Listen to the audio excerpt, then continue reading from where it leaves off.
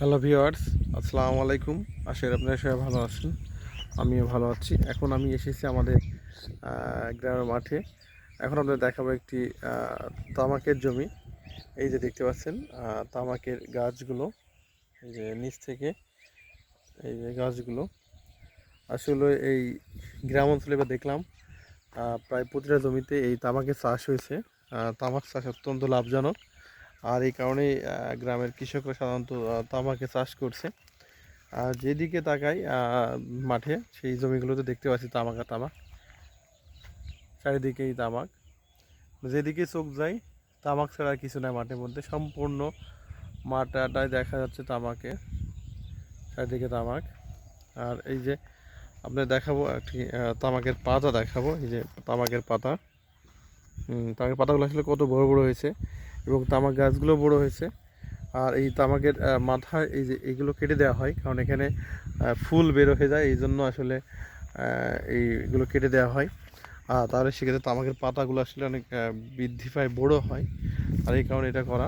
আর এই যে দেখতে পাচ্ছেন এই তামাকের জমিগুলো, এবং আর যে ফুলের কথা বললাম ওই যে দেখতে পাচ্ছেন এই যে বড় বড় যে ফুলের মতো হয়েছে, এইগুলো মাথাগুলো না কাটলে এবং ফুলটা আসলে হয়। আর ফুলটা ভেঙে দিলে তখন তামাকগুলো আসলে মোটা মোটা হয়, পাতাগুলো বড় বড় হয়, আসলে পাতাটা পুরো হয় বেশি, এই জন্য এটা ভেঙে দেয়। আর আমি যে জমিতে এসেছিলাম দেখলাম যে অনেক ভালো হয়েছে তামাকের জমিতে। এই যে এই পাতাগুলো অনেক দেখতে পাচ্ছেন অনেক ইয়ে হয়েছে। আর তামাকের জমিতে মূলত তামাকের গাছগুলো লম্বা সারিবদ্ধ লাইন আকারে গাছগুলো ইয়ে করা হয়, তামাক গাছগুলো লাগানো হয়। আর এই তামাক থেকে মূলত আমরা যে বাজারে বিড়ি বা সিগারেট দেখি, এগুলো উৎপাদন করা হয় এই তামাকের পাতা থেকে। যত দামি দামি সিগারেট বলেন, বিদেশি বা দেশি, আর সবগুলোই মূলত এই তামাকের পাতা থেকে উৎপাদন করা হয়।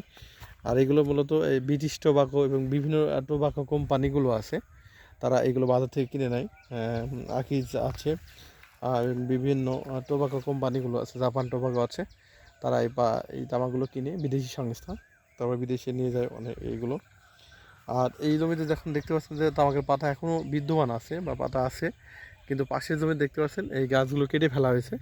মূলত পাতাগুলো যখন ছড়ানো হয়ে যাবে, এগুলো পুরানো হয়, কৃষকরা তখনই গাছগুলো আবার কেটে দেয়, কারণ পরবর্তী সময় আরেকটা ফসল উৎপাদন করার জন্য।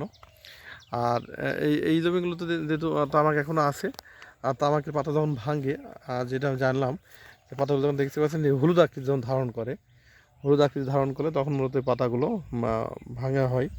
আর কাঁচা অবস্থায় এই পাতাগুলো ভাঙা হয় না, তখন আসলে রঙটা ভালো হয় না।